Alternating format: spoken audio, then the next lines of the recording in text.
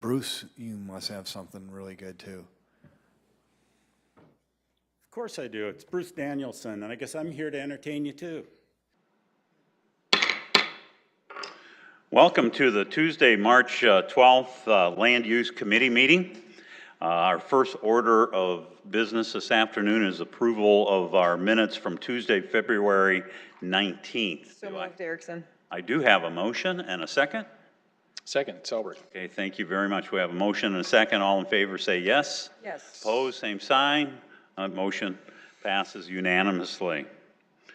Okay, we have one topic on our agenda this afternoon, and that's future land use and growth tier map updates, and that will be presented to us by Transportation Planner Sam Trebilcock. Thank you very much for being here and presenting, and I like your shirt. Yeah, well, it was a good day at the event center for the Jackrabbits, so I had to show that a little bit. Future land use and growth tier map updates to the 2040 Shape Sioux Falls Comprehensive Plan. We wanted to talk to you about that tonight. We're just in the process of working with Public Works, parks, libraries, fire, all the different departments involved in these maps. Every so often it's important we look at updating those maps as development changes a little bit and we move forward into our future years. With me this evening, members of the Planning Department, Russ Sorensen, Donna Goldammer, Jeff Schmidt, and Albert Schmidt, helping me out a little bit as we move forward. As I mentioned, this is kind of really important for us to look at, and we've gone through the process up to this point of working with those departments. Now we want to start to look at how we can take this to the public, and we wanted to try to start getting your input into that, how we move forward with the public involvement plan. Like I mentioned before, this is a minor update. We're really just changing 4 different maps, but there are 4 really important maps as a part of that process. So I'm going to take you through those and first start about the purpose of the maps. There's 2 sets of maps in here. 4 of the maps are part of our growth management strategies in Chapter 2. The overall intent of that chapter is to determine the location and phasing of new development out to the year 2040. And then it's to ensure the city utilities can be provided in a timely manner to that planned development area. Now, the way that you implement that chapter is through annexation. So what we do in the plan here is we're identifying the area that we will annex over and through the year 2040. The future land use strategy, the overall intent of that one map that I'll show you changes to, is to guide the arrangement of future neighborhoods, employment centers within the 2040 growth areas. So here were the strategies to ensure the overall objectives, intensities, and impacts of land use are consistent with that future land use map. And the process that we do, and we look at that as we review map through 3A through the future land use area map. So there's a process that we do looking at that prior to any time there's a rezoning. So we'll get into also with these, the first area, the first type of maps. There's some colors that you're going to have to get used to a little bit. The future urbanized areas, we call them tier maps. A lot of times you'll hear tier maps. Those are the 4 maps I'll show you there. They're generally outside of city limits. These different areas, urban services will be available, programmed within the CIP. There's 3 tiers of phased growth that are delineated within the growth management chapter of Shape Sioux Falls. And so these are the different colors. There's a light blue that you'll see on the map. That's tier 1. Those are the areas that we would identify as areas for future development that can be served within the current CIP, and thus we would recommend that annexation could occur in those areas. Tier 2, we're planning for growth into that area. We're starting to, and we're working with many of the services might be available, but not all of them are. And we're still working to program those into the CIP, so annexation is not advised in that area, and it's about a 6 to 15 year period before annexation would be. And then the last area, Tier 3, showing as a brown, but it's more of an orange color. Annexation is not advised, and within that area, we would project 16 to 25 years out to that 20-40 year period before annexation would be advised. So getting into the first, and we kind of go through the different, each of these maps that we're changing, we kind of build upon each other. So it starts with the sanitary sewer map. That's kind of one of the big things that starts the development process. You're starting to look at that. And so you can see what we're trying to do with these maps is show the existing, what we have in the plan now versus what we would propose. And again, we're trying to get your advice about how we would get the public involved in this process. So anything that you see in the changes between the two maps is in that blue circle. So we're trying to identify a little bit for you what's changed. So you can see again the blue areas, not a lot of green areas within it's either that or orange, which is the 16 to 25 year area. The main thing, you'll see some additions to the sanitary sewer area in the south and a little bit to the west. But otherwise, there's just some changes that are taking place in terms of the color. A lot of times it's becoming blue because we're moving a few years ahead, and it's something we see is sewerable now because there's been some additions and some changes in the sewer system to accommodate that. So those are the things that we're looking at there. The next one is water and roads map. And again, we're trying to show some of the changes there. Again, the same color scheme here. The blue is something that's within the CIP. The green and the orange is something that's further out, either that 6 to 15 years or that 15 to 25 years. Then we get into the public facilities and proposed ponds. Again, we're just trying to show a lot of this is future parks, it's fire stations, it's drainage ways. We're trying to update the map, especially for development, so that they have an idea. It also shows the schools, the future schools. We can identify for developers what they can expect in that area for facilities and drainage, drainage studies and other things like that. So that's what that map consists of.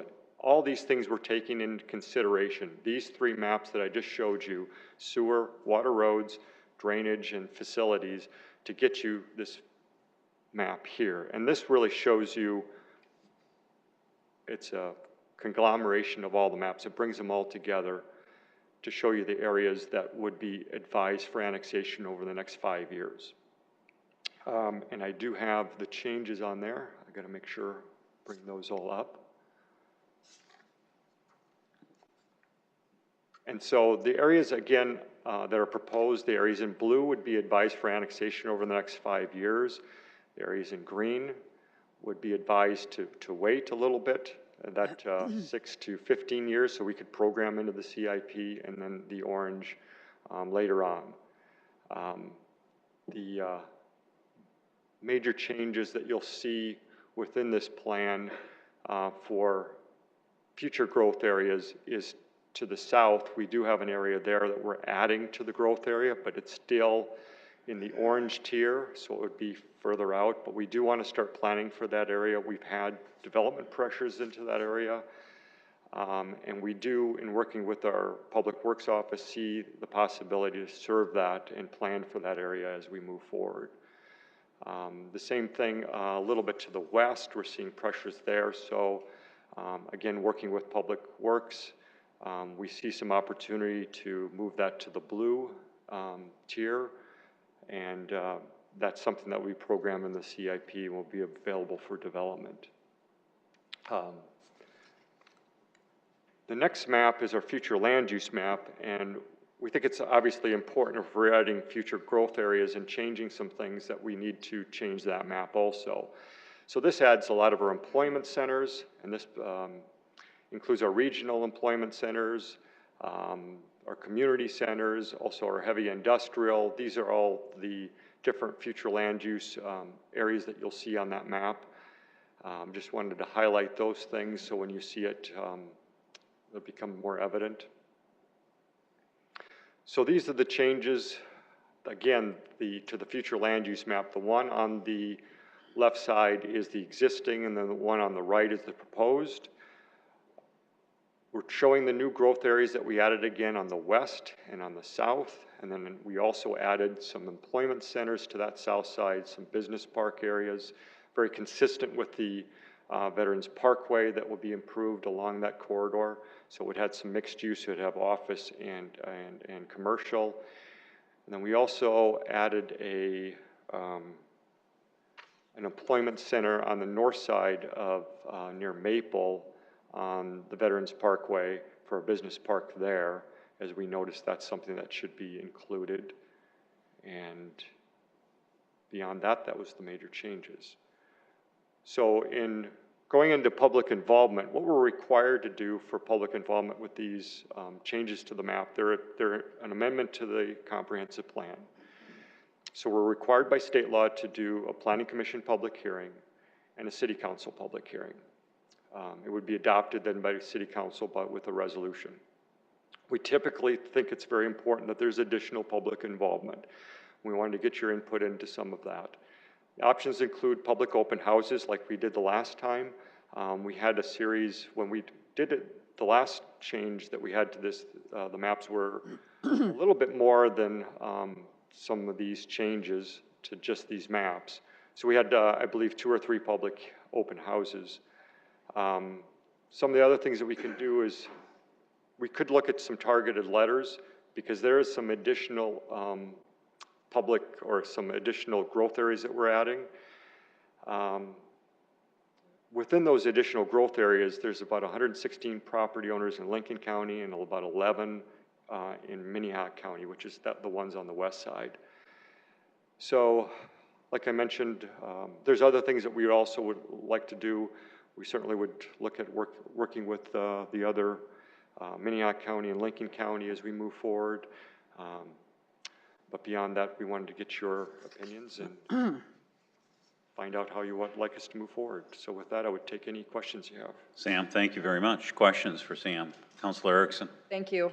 My 2 questions, and I apologize, I don't want to sound snarky, but we all know plans change, and we've seen that over the years with certain developments that take place that people decided they didn't want to see next to their homes or vice versa.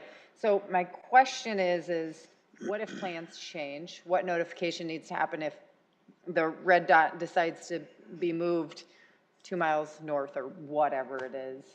What happens then? I mean, this is really a framework for the community, but it's not a requirement. No, it's not. I mean, if you think about it, and we've talked about a lot about that internally. When we first did Shape Sioux Falls back in 2009, I mean, we were changing significant amounts of things. So we got the entire community involved in that discussion. But of course, a lot of times people don't necessarily come out at that stage. And so there's other, situations. There's going to be annexations, there's going to be rezonings, and that process continues. So, we can start sending letters out to as many people as you think is appropriate, but at the same time, where does that start? Where does it end? Right, and until it really impacts me or impacts that adjacent property owner, people don't tend to get involved until it's there. I mean, that's just, in my 6 years of doing this, that's just my experience of what I've seen. The other question I have is, while I believe in future land use and growth and the tier maps, I believe in the process in which you're doing. What if the developer comes in and says, I don't want that to be a red dot. I'm planning to do apartments, and that's what I'm going after. How do you work with the development community to making sure that those private property? I mean, but you have to have a plan, because it just can't be you just can't do it willy-nilly and just kind of piece it all together and have it not make sense. Right. So, especially at those employment center locations, we'll have a lot of circumstances where a developer might come in and say just that. We don't see the need for commercial. We want to do more housing here. And so that's one of the reasons we did it that way when we went to these dots, because when you tried to create, you know, and actually show it on the map, it didn't necessarily turn out that way. So when we do these employment centers, we know that you might get more on one corner than the other, and this gives you that flexibility to do that. So what you're talking about there, we can do within this framework. Thank you. Councilor Staley. Let's back up to this annexation issue. Now, we're talking forced annexation? No. Well, I mean, no, it's not any of that. When you're going back to the tier maps, what we're doing is we're saying this is growth management. So we're mainly concerned with ensuring that we have adequate facilities for when a developer wants to develop. Oh, okay, well, So they'll typically almost always be bringing in the annexation. so you're talking about bare land annexation? Yeah. Oh, because I'm looking at that, and of course, I can't see any of the streets. It's a very small map, but I'm looking at the blue areas, and they kind of almost look like they could be around Split Rock and Pine Lake Meadows. I don't know if it's going that high. Martindale, Prairie Meadows. Yeah, so let me clarify. I mean, we would have as we move forward into our annexation study areas, and we've talked about those things in the past too, where do we have availability for facilities? So yes, we could look at that area, but we would have to go through a process that. But I'm not sure. That's I way guess beyond this. what I need to know is I need a better map of that. So I know where those blue areas, so I can see. You want to zoom in on it, and I Yes. think, we do have those maps if we wanted to be, and we really want to zoom in on it, we have those available. To see, yeah, well, and I think maybe you're answering the question when you say that there's, okay, at the back page there, you said there's like 11 homes, and I'm thinking that's homes. That's the areas that we're adding to the growth areas. Right, is it homes, 11 proper, No, well, Where is no, that? it's property owners. so it's not residents? You said 111, okay. I don't know that we, 116 specified property how owners, many I thought there that were. meant residential. That's business? some of them are businesses, there's probably a few residences there. The residences typically are probably, rural residences that, large acreage residences, but we don't have that specified yet. Some of them are businesses, a lot of the property owners would be along some of those businesses along that interchange at County 106 on the east side. And the 11 property owners in Minnehaha, you said that's on the west side? That's on the west side, yeah. So that area that you see in blue on this map, the blue circle on the west side there, that's those 11 property owners from Minnehaha County. That are going to be annexed in? No, no, no. Oh, so, okay, back to the annexed, yeah, I guess I'm kind of focusing on that annexed area. Just, I want to make sure that if people are in that 5-year, anytime you bring up that annexation word, I'm thinking, okay, So, hopefully we're not, because I thought we had it all ironed out that any annexations are going to be very sure, so user-friendly. that's the next step. We're talking about, this is the first step. Right, but I don't want to Annexation get to would be the, a separate step. We're not dealing with that. but I don't want to open the door to the second step on the first step if I don't like the second step. Okay, I mean, why would you go here to there if that's going to lead to an undesirable result? Well, yeah, we would have to go through a very significant process again to go into the forcible annexation realm. The main thing that we're talking about here is giving the ability for developers to be able to annex in areas that we have planned the best with the facilities available. So this gives that gives them the ability to understand where they should be developing. That's the most important thing we're doing with these maps. And not signaling where we're going to do forcible Right, annexation. but and then you talked about mailing out, you're going to do some notification of people. So there again, you're notifying them that they may be in the annexation pathway. No, we're Or not that- talking about annexation in this situation at all. That is not our I intent. thought you were talking about the blue designated areas. Blue areas are areas that would be available for annexation, but we are not intending as a part of this process. When we bring it to you, to city council, we're not going to be, those property owners aren't going to be annexed. We're only going to be saying it's available for annexation. We're putting the plan out there that says, this is something as a developer, you could come in over that period, if you could make it work and become contiguous, that's another step that you could apply for annexation. Are there other questions, Counselor Selberg?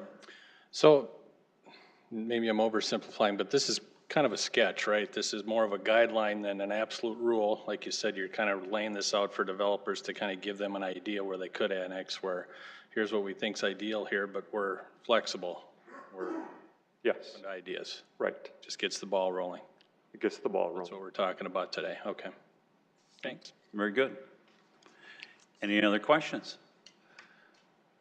Well, Sam, thank you very much. And I guess I kind of gave the Jackrabbits a little shout out, and I feel like I should the USD Coyotes and the rest of the members of the Summit League for a great tournament. And it'll conclude this evening, but best of luck to everybody. So, but thank you very much, Sam. Excuse me, Mr. Chair, I do have some more questions, but I'll ask them after the meeting. If you would wait, could I have a minute? Okay, thank you.